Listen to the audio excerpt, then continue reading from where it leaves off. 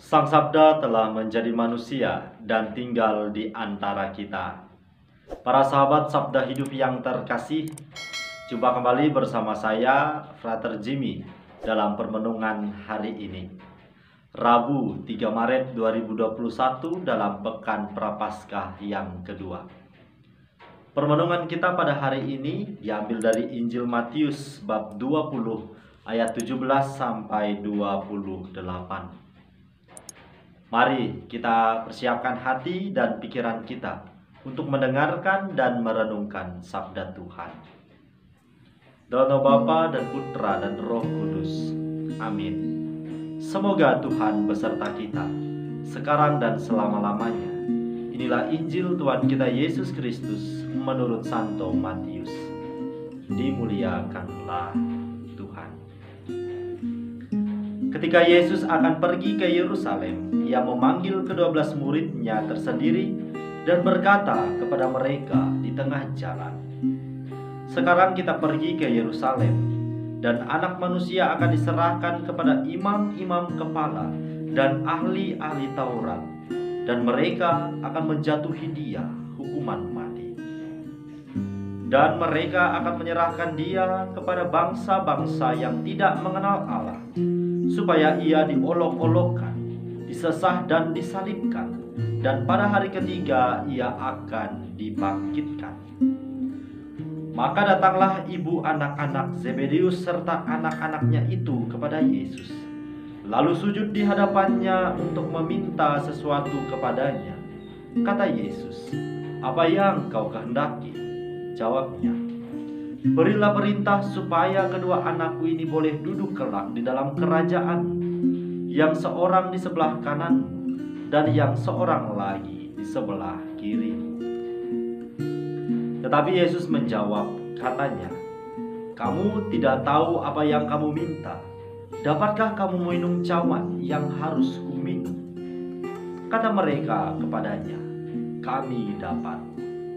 Yesus berkata kepada mereka, "Cawanku memang akan kamu minum, tetapi hal duduk di sebelah kananku atau di sebelah kiriku, aku tidak berhak memberikannya.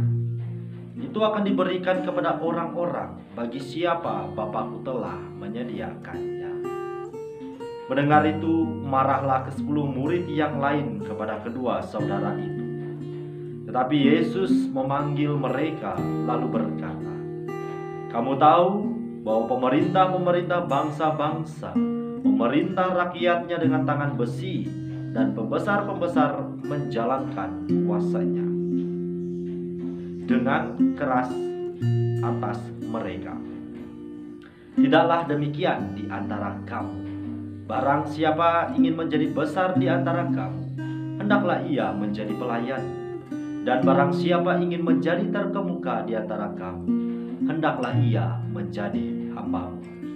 Sama seperti Anak Manusia datang bukan untuk dilayani, melainkan untuk melayani dan untuk memberikan nyawanya menjadi tebusan bagi banyak orang." Demikianlah Injil Tuhan. Terpujilah Kristus.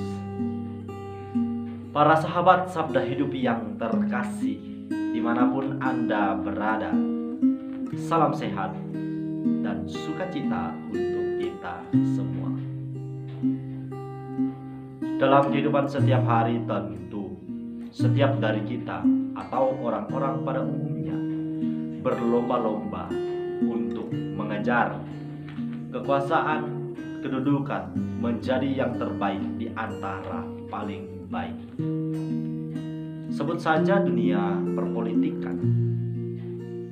Semua orang tentu punya keinginan menjadi seorang pemimpin, menjadi seorang yang terkemuka. Itulah konsep kehidupan manusia yang kita jumpai dalam kehidupan sehari-hari. Akan tetapi konsep ini berbeda jauh dengan apa yang kita jumpai dalam Injil yang barusan saja kita dengar tadi, di mana diceritakan ibu anak-anak Zebedeus datang kepada Yesus untuk meminta posisi atau ataupun kedudukan bagi anak-anaknya.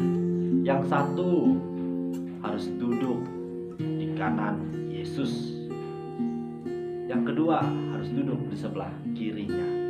Akan tetapi Yesus menegaskan bahwasannya sekiranya konsep kedudukan ataupun posisi dalam kerajaan Allah amat jauh berbeda dengan apa yang ada dalam tataran pikiran manusia.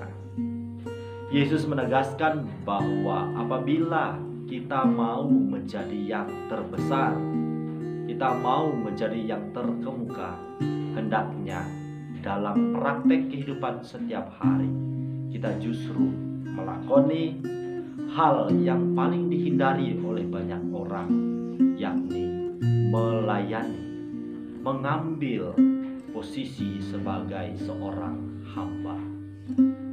Tentu hal ini memiliki dasar dalam perjalanan hidup beriman kita. Bahwasannya kita semua tahu Yesus Sang Putra Allah, Raja yang agung, hadir di dunia bukan sebagai seorang raja sebagaimana gambaran yang kita jumpai dalam kehidupan setiap hari, gambaran seorang pemimpin yang justru lebih banyak dilayani. Sebaliknya, Yesus mengambil keadaan sebagai seorang hamba yang melayani tanpa pamrih, bahkan menyerahkan dirinya seutuhnya sebagai bukti cinta dan totalitas dari pelayanannya. Maka sebagai orang-orang Kristen, orang-orang yang beriman kepada Yesus, Injil pada hari ini mengingatkan kita kembali bahwasanya apabila kita hendak menjadi yang terbesar, menjadi terkemuka, maka mulailah dari hal yang paling sederhana, yakni kerendahan hati untuk mau saling melayani.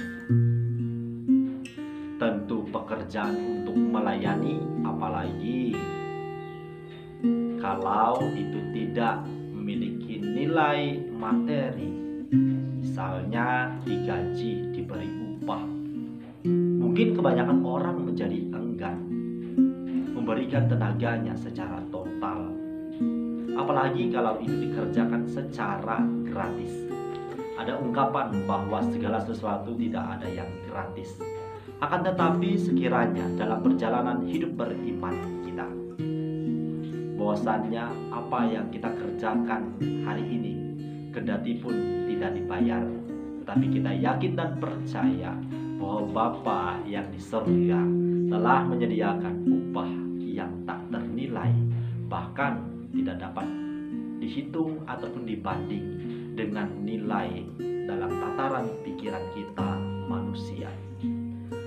Maka para sahabat yang terkasih, sekiranya Injil pada hari ini mampu menjadi pijakan kita untuk semakin mau menjadi pribadi yang rendah hati, saling tolong menolong, melayani satu sama lain, menghadirkan suasana sukacita, damai, dan menjunjung tinggi solidaritas satu sama lain, membantu mereka yang lemah, mengulurkan tangan kepada mereka yang terjatuh.